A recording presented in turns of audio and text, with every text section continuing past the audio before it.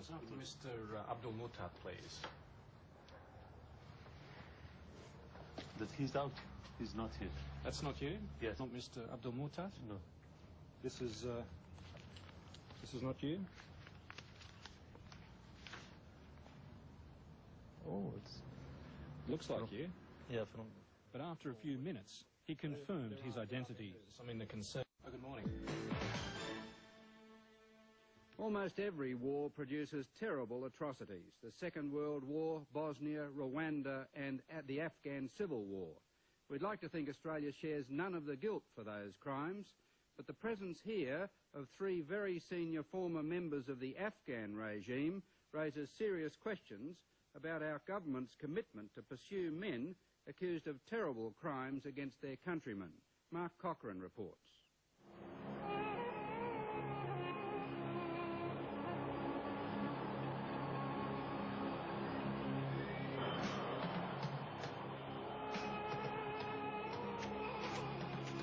Australia is a country built on migration.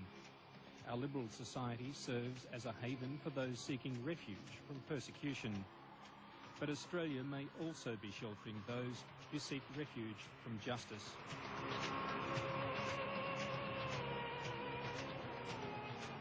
One group to arrive here in recent years has come from Afghanistan.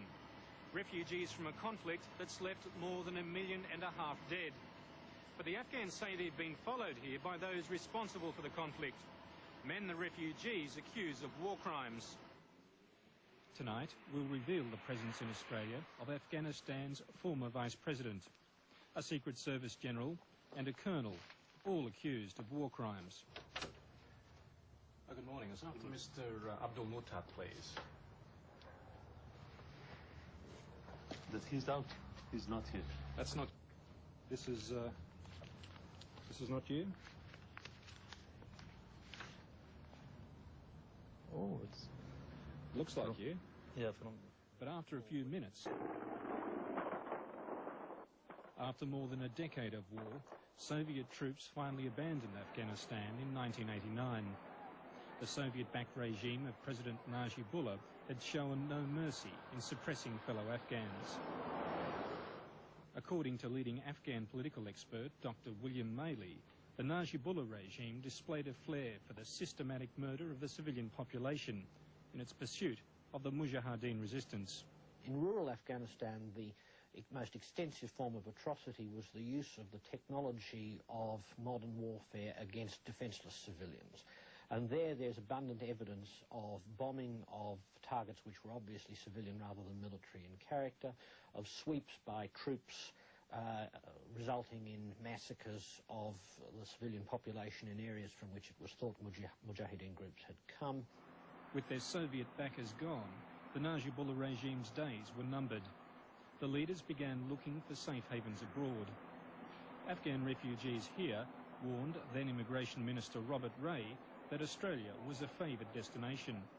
In May 1989, Senator Ray promised that the warning had been passed on to the relevant overseas posts, so that if required, they could act on the information provided. The refugees were key figures of the Najibullah regime, keen to trade intelligence for Western passports. For the practice of systematic terror against the civilian population, particularly in urban areas. It is a classic political police force. They tortured people in horrific ways. One has reports of electric shock being used, of people being thrust into cells containing dismembered body parts, of people having chemicals injected into their veins against their wishes. It was bludgeoning people to death, basically. Thousands of people in Afghanistan disappeared, and their relatives don't know what happened to them. Najibullah's presidential guard put up little resistance to the Mujahideen forces that swept into the capital, Kabul. A key Najibullah figure in the formal handover of power to Mujahideen leader Rabbani was this man, Vice President Abdalhamid Mohtat. Like Mir Kil, he fled to India and applied for refugee status. Now in Australia, on a temporary visa, he's proved to be an elusive figure, moving between Perth and Sydney. Mohtat is allegedly assessing Australia's potential as a permanent haven for himself and other members of Najibullah's cabinet. You're not Mr. Abdul Mohtat? No. This is not you? Oh, it's... Looks like you. Yeah, from... But after a few minutes, he confirmed his identity. I mean, the concern in Australia is from members of the Afghan community here, Yeah. who want to know how you, as a former deputy president, Yes. from the Najibullah government, Yes. can be able to enter Australia. Why just I cannot come to Australia? What is the reason? Well, they feel as a member of the Najibullah government. What perhaps, does it mean to know I was the member of Dr. Najibullah's government? What is the reason? Well, the reason is that they claim that you should be brought to account for events during the war. Huh? For events Who during says the war. Several people from the Afghan community. Well, I think that no, this is the claim. That, this is from the claim they are pretending. But I must tell you that I was the only person in the government of Afghanistan to prepare everything, to hand over power to present government of Afghanistan, Mr. Rabbani. He soon produced some photographs, evidence, he said, of his alliance with the Mujahideen. Mr. Masood and me working regarding the how to to overthrow the government, how to collapse. But this is you negotiating a surrender. Not is before that. You before, know? before your government surrendered. Before, yes. Yes. This is the talk with my son together. This is you again? Well, let me. This is President Rabbani. My meeting personally with President Rabbani. Abdul Mohtat did far more than just pose for photographs. Prior to his appointment as Vice President, he was Ambassador to Japan and briefly non-resident Ambassador to Australia. But he had another, far more secretive role, reporting to the Security Service HUD. We've obtained these hard documents from the Tokyo Embassy, reports from Mohtat back to Kabul, detailing the activities of Mujahideen supporters abroad.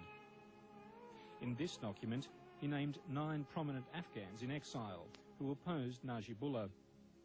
Mohtat endorsed calls for the Kabul supporters of these men to be eradicated as soon as possible. But that's your signature. No, any document, if it goes from the embassy, should be signed, should be the... But you put your name to it. So you're saying that the Afghan Secret Service man in the embassy wrote those documents? No, just that, yes. Hard. Yes, this the is hard man. This is the hard man, yes. But it's your signature on a hard document. No, right. I would not have liked to be a member of the families in Kabul of any of the individuals who were named in that letter. The consequences for them could have been catastrophic. Finally, there was one sensitive issue Abdul Mohtat wouldn't discuss. Details of a meeting with Australia's intelligence services. You should ask your own security, not me. Did they offer you... No, you should ask... Did they offer you an Australian passport? Thank you very much.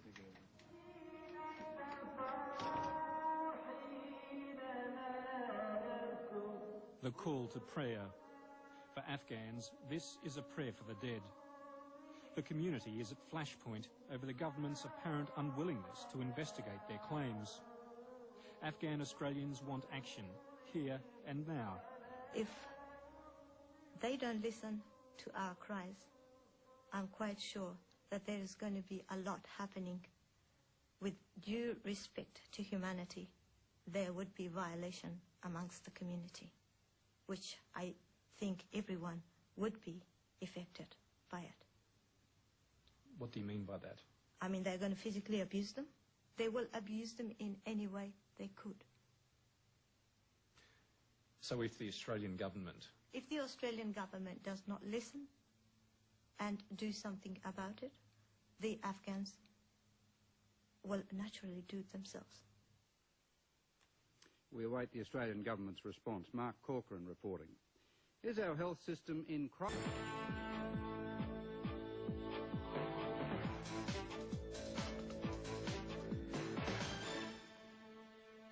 On Monday night, we brought you the story of 3 senior officials of Afghanistan's deposed Najibullah regime who've entered Australia despite their close links to the feared Afghan secret police HUD. The local Afghan community called on the federal government to investigate allegations that the three were responsible for war crimes and had entered the country with the blessing of Australia's intelligence services. They entered the country with the blessing of Australia's intelligence services. A lot has happened since Monday, as Mark Cork... Abdulhamid Mohtat, formerly Afghanistan's vice president.